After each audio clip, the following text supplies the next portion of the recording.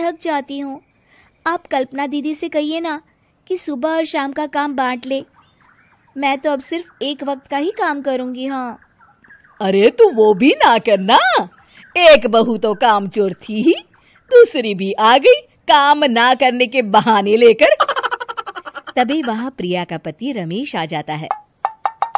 माँ, मैं देख रहा हूँ भाभी कोई काम नहीं करती।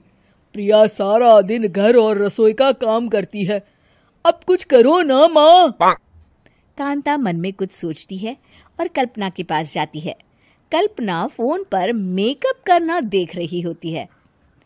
कल्पना, तुम सारा दिन बस मोबाइल देखती हो, घर का कोई काम भी कर लिया करो।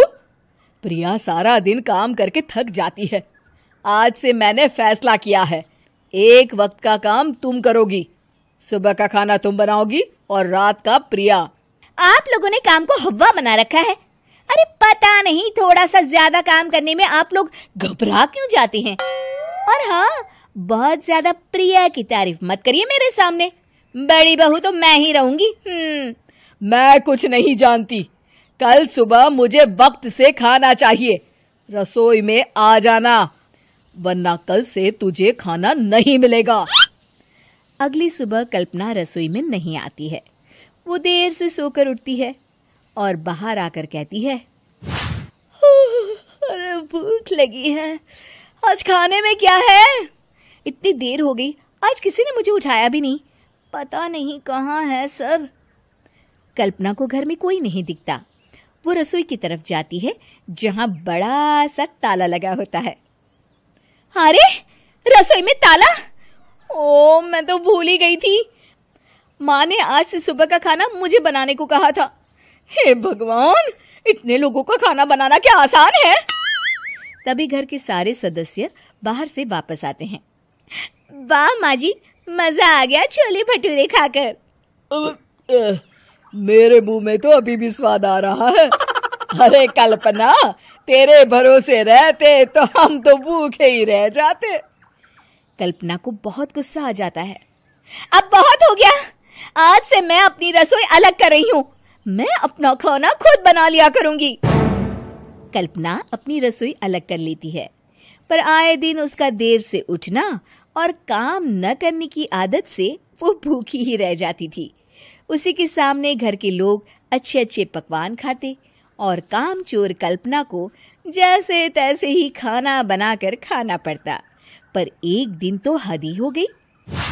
माँ, दीदी आज सुबह से कमरे से बाहर नहीं निकली, हमें जाकर देखना चाहिए।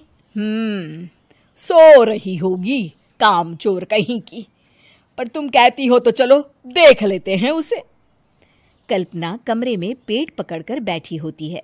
हाय मेरा दर्द, पेट दर्द के मारे मर रही हूं मैं।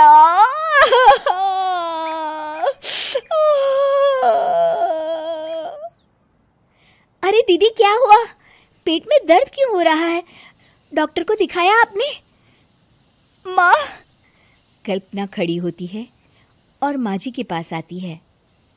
मुझे माफ कर दीजिए, अब से मैं सारे काम में मदद करूंगी, कभी आलस और कामचोरी नहीं करूंगी। हाँ हाँ, वो तो ठीक है, लेकिन अचानक क्या हो गया जो तू काम करने को तैयार हो गई? कामचोर कल्पना। माँ, लगातार बासी और उल्टा पुल्टा खाना खाने के कारण मेरे पेट में इन्फेक्शन हो गया है। काम न करना पड़े इसलिए मैं 2 दिन का खाना एक दिन ही बना लेती थी।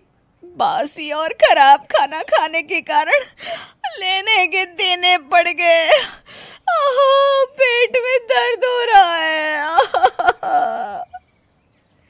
चलो अच्छा हुआ, देर आए दुरुस्त आए।